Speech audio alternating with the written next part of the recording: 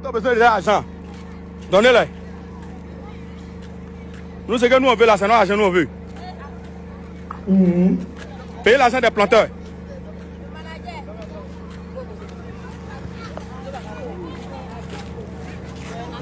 Il y a tellement qu'il a fumé là, regardez. Tout ça, c'est un crimogène. Hein. Regardez. Yako. C'est un crimogène. Hein. Yako. Regardez. Comment ça nous fait? C'est de ça qu'ils ont nous parler. Mais il faut balancer qu'aujourd'hui, jusqu'à 3 jours, on va se tuer. Je ne peux pas. On ne peut pas se tuer, vieux père. On ne peut pas se tuer. C'est un truc qu'on doit faire pour qu'on puisse attendre.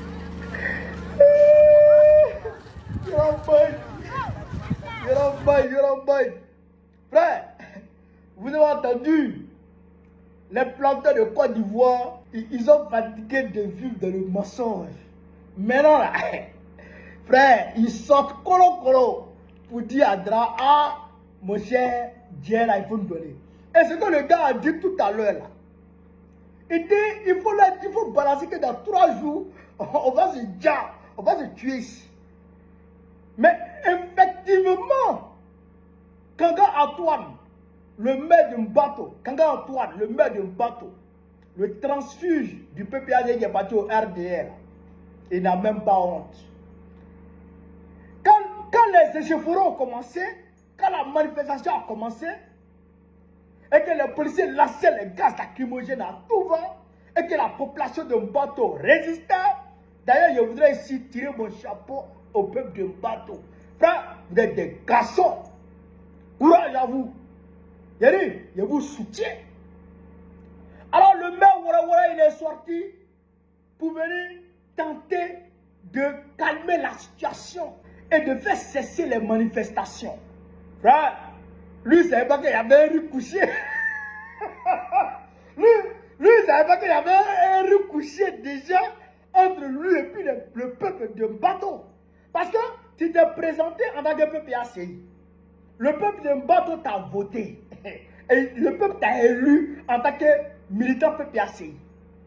Et comme tu as gagné maintenant, tu te vas au RDR. Ah tiens, ils ont pris caillou derrière lui. Yéri, sa tête là, ils ont envoyé caillou de sa tête, non? Hein? Ses côtes, ses pieds. Il n'a pas dit c'est bon.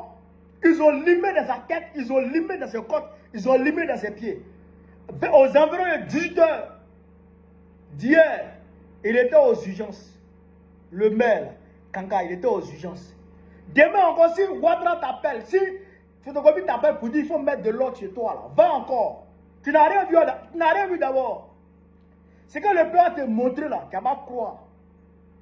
Frère, Bipedra, il n'a qu'à venir ici. Il n'a qu'à venir ici, lui et moi, on parlait un peu. On parlait un peu. Ça là, il faut qu'on parle à bâton rompu, Dra et moi. Parce que ça là, c'est compliqué. Mettez Alassane Ouattara en commentaire. Ta gueuleuse. Ta gueule photocopie. Si Dra n'est pas là, photocopie va répondre. Yeri, Dra, de toi à moi. Si toi-même là, on prend ta seule source de revenus, et puis on s'en va à ça. 1 mois, 2 mois, 3 mois, 4 mois, 5 mois, 6 mois, 7 mois. Et puis on ne revient pas avec l'argent. Est-ce que toi, Draman, qui est là, tu ne vas pas aller prendre les armes? Ben, on te connaît. Tu es un rebelle. Toi, Dra, tu es un rebelle violent, on te connaît. Est-ce que toi, tu n'as pas allé prendre les armes? 7 mois, depuis octobre, vous allez ramasser cacao des gens. Alibi, vous n'avez pas donné le guerre. C'est toi, Dra, au moins tu roulais taxi à Pennsylvanie, aux États-Unis là-bas, tu roulais taxi des gens là-bas, là, aux États-Unis là-bas. Là. Si un client commandait ton taxi, et puis tu vas le déposer, et puis il refuse de donner ton argent là, et de toi, Dra, tu n'avais pas prendre âme derrière ce client là. On te connaît, tu es un rebelle, un terreau, on te connaît. Alors, ce que tu ne voudrais pas qu'on te fasse, mais il faut pas faire ça aux gens. Tu ne feras pas aux gens ce que tu ne voudrais pas qu'on te fasse. Ben, ce qui te fait mal, là, ça fait mal aux gens aussi. Donc, c'est pourquoi le peuple de Bato est sorti hier. Et j'encourage tous les planteurs de Côte d'Ivoire à en faire de même. Eh, écoutez-y, ce qui s'est passé aujourd'hui en Bato, là, vous allez voir, hein, ils vont trouver une solution pour aller soulever les cacao, pour aller payer l'argent des planteurs de Bato. Draman qui est là, je vous ai dit, tout l'argent de Côte d'Ivoire, là, il prend, il donne à Macron.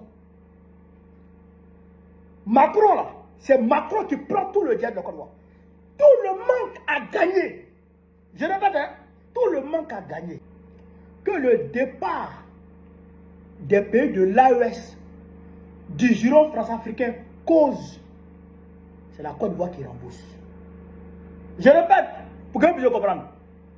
Tout ce que la France gagnait au Burkina Faso ici, tout ce que la France volait au Mali, tout ce qu'elle volait au Niger, aujourd'hui, c'est en Côte d'Ivoire, elle vole ça.